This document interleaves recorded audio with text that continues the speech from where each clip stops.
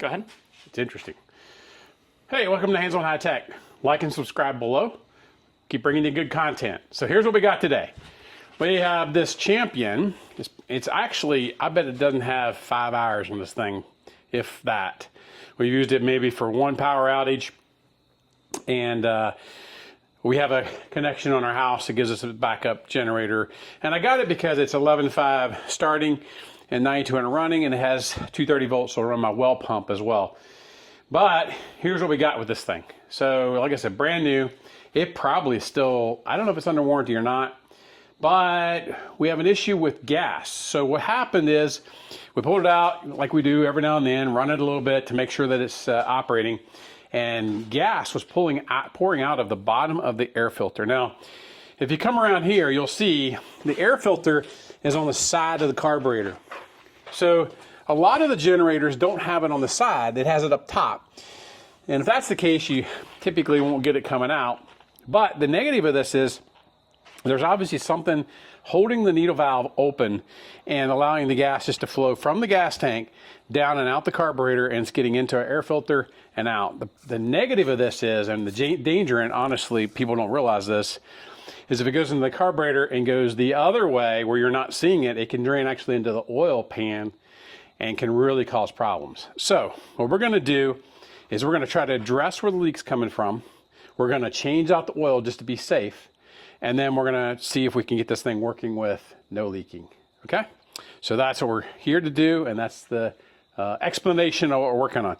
So we'll take you along for the ride, probably speed this up a little bit so you don't have to worry about all the little details, but we'll get started with pulling off the air filter and seeing where we're at from there.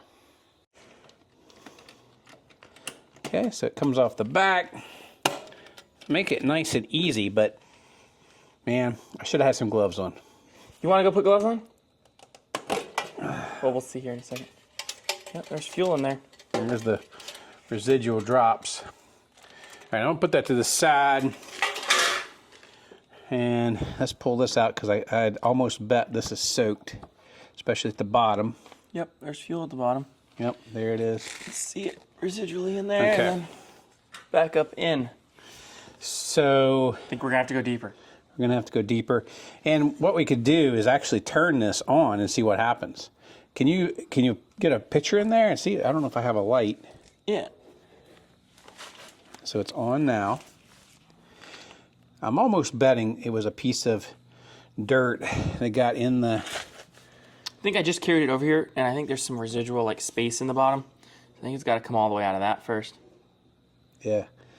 So we're not seeing it there right now. So here's what we're going to do. I'm going to shut it off, and we're going to take this off with a couple bolts here and see what we can see under here. So we're going to be really careful when we're doing this because there's a lot of linkages in here.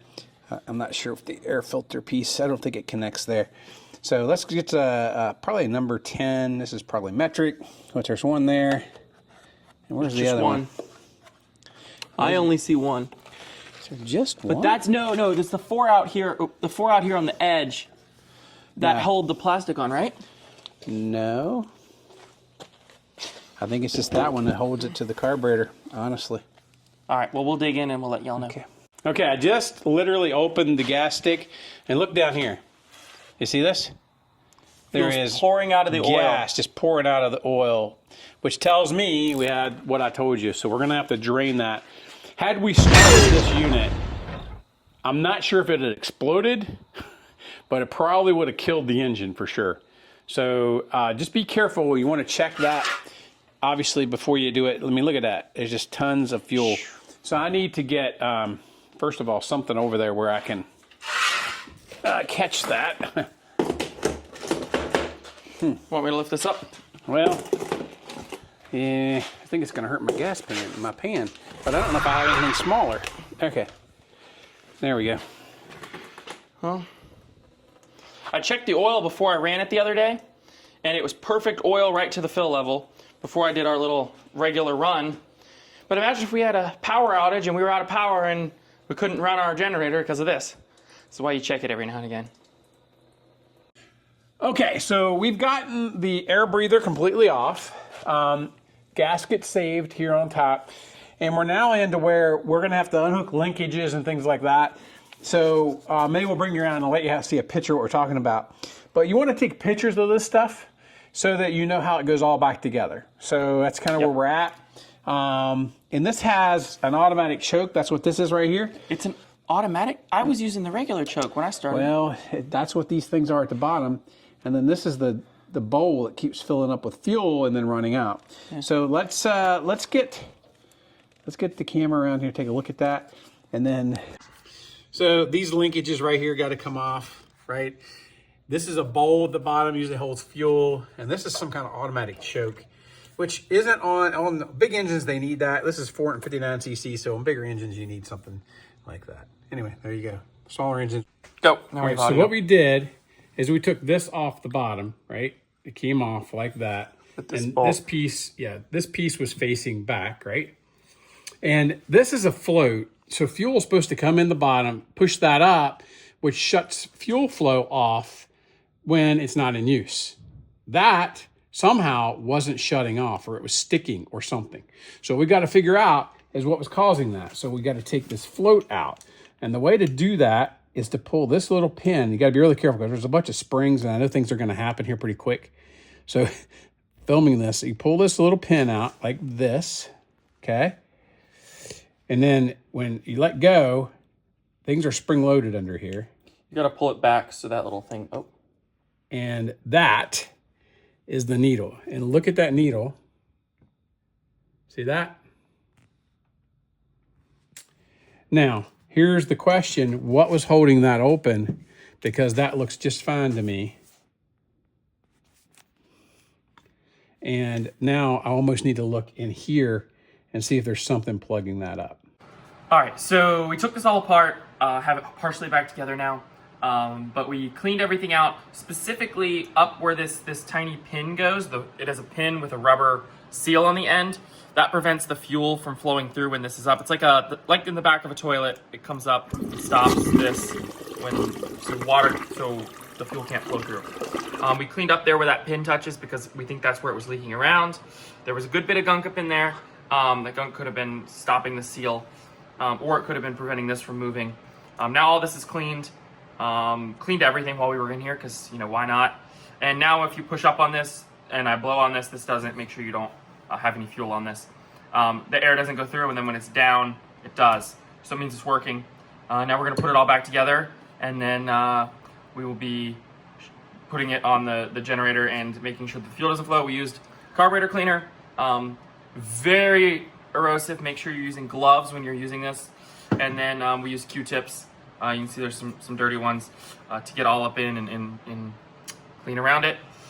And it even ate through some of our thinner gloves, so make sure you're using thick gloves so that way you don't have your hands eaten through at the same time. Also, safety glasses and a mask isn't a bad idea either, so it doesn't come back and hit you in the eyes. All right, we'll see you over there. 3, go. All right, so we finished cleaning this. We ended up using a little steel wool gently on some of the really grimy parts, so that way now they're shiny clean, and then we reuse the brake cleaner because it wasn't getting quite clean enough with just, not brake cleaner, carburetor cleaner, with just the carburetor cleaner. If you have carburetor cleaner, use that first because it's... Actually, brake cleaner, yeah. It's supposed to be used. No bueno. All right, we're gonna put this back on here. I think we have to hook everything up before we can put the pan on because that's what air holds filter this. pan. The air filter, yep. I think what we'll do is put all this stuff back on, like you said, and then we'll come back so you aren't bored sitting here watching us. Not leaking anymore. They can't hear me, can they?